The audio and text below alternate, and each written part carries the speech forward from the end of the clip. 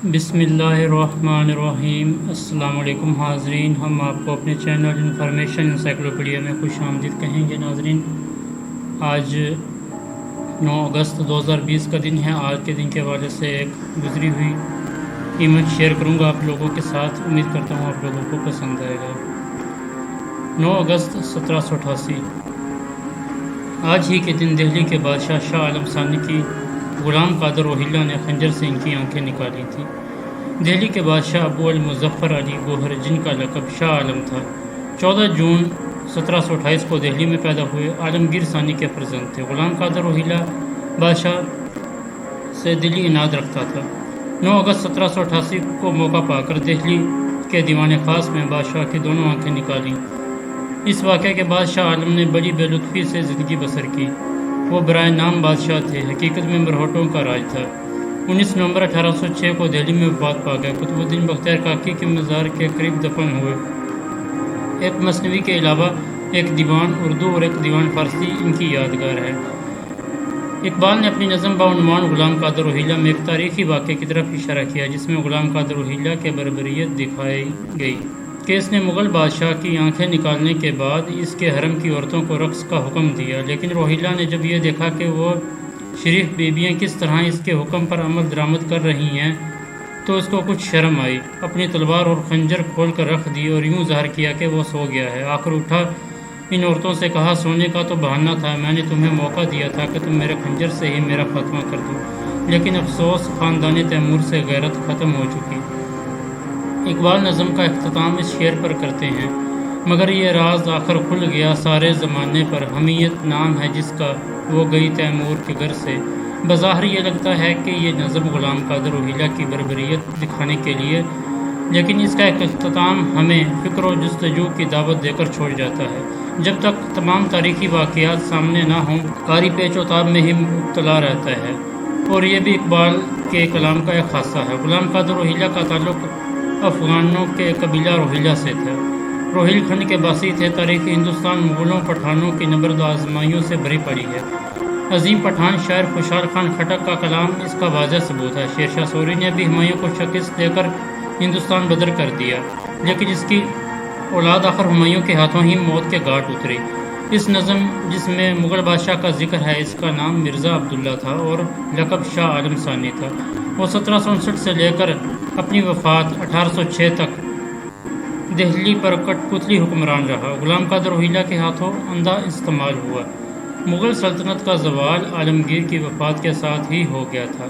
اس کے بعد جتنا عرصہ بھی یہ سلطنت رہی، وہ ہاتھی والی اس مثال کے مصادق ہے کہ وہ مرتے مرتے بھی کافی عرصہ لگا دیتا۔ اس واقعے کے بیک گراؤنڈ میں دیکھیں تو اس وقت طاقت کے ڈرامے میں کئی کردار تھے۔ مغل خود، مرہٹے، سکھ، انگریز اور حملہ آور۔ مرہٹوں سکھوں نے اس زمانے میں شمالی ہندوستان میں طوفان اٹھایا ہوا تھا اور حکمرانوں کے لیے مسلسل درد سر بنے ہوئے تھے۔ مرہٹوں کی چیرہ دستان مظالم جب حد سے بڑھ گئے تو غلام قادر روہیلہ کا جرنیل دادا نجیب الدولہ ان کے خلاف اٹھا اور کھڑا ہوا۔ اس نے یہ سوچا کہ مغل مرہٹوں کے خلاف اس کا ساتھ دیں گے۔ مرہٹے خود مغل سلطنت کے لیے مسلسل پریشانیاں کھڑی کر رہے تھے، لیکن خاندان تیموریہ اور ان کے وزراء نے کمال بدتعینی کا مظاہرہ کرتے ہوئے الٹا مرہٹوں کے ساتھ مل کر نجیب الدولہ کو محصور کر دیا اور اس سے پے در پے جنگیں لڑیں۔ اس کے بعد نجیب الدولہ مرہٹوں اور سکھوں کی کشمکش جاری رہی، لیکن وہ 1770 میں فوت ہو گیا۔ اس بہادر جرنیل کی تعریف اپنے پرائے سب ہی کرتے ہیں، یہاں تک کہ انتہائی محتسب ہندو منصف جادو ناتھ سرکار، جس نے تاریخ مغلیہ سلطنت اور تاریخ ہند پر کئی کتابیں تصنیف کی ہیں، خود مسلمانوں کے خلاف زہر سے بھری پڑی ہیں۔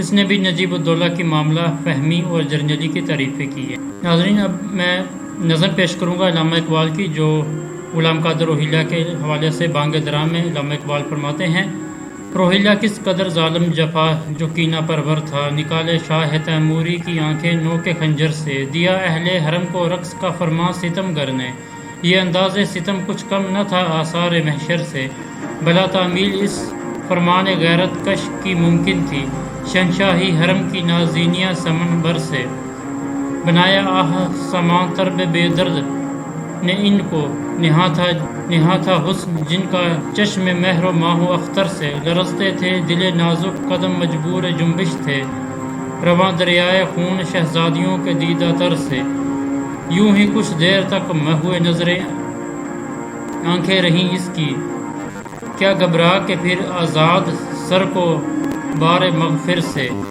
کمر سے اٹھ کے تیغ جاں سے تاں آتش فشاں کھولی سبق آموز تابانی انجم جس کے جوہر سے رکھا خنجر کو آگے پھر کچھ سوچ کے لیٹا تقاضا کر رہی تھی نیند گویا چشم احمر سے بجھائے خواب کے پانی نے اخگر اس کی آنکھوں کے نظر شرما گئی ظالم کی درد انگیز منظر سے پھر اٹھا اور تیموری حرم سے یوں کہنے لگا شکایت چاہیے تم کو نہ کچھ اپنے مقدر سے میرا مسند پہ سو جانا بناوٹ تھی تکلف تھا کہ غفلت دور سے شایان صفِ آران لشکر سے یہ مقصد تھا میرا اس سے کوئی تیمور کی بیٹی مجھے غافل سمجھ کر مار ڈالے میرے ہی خنجر سے مگر یہ راز کھل گیا آخر زمانے پر پہ حمیت نام ہے جس کا وہ گئی تیمور کے گھر سے ناظرین میں نے جو بایوگرافی پیش کی ہے پچھلی گزری ہوئی ہسٹری بہت ہی تلخ واقعات ہمارے اسلامی واقعات اس پر بڑے پڑے ہیں علامہ اقبال نے بھی کافی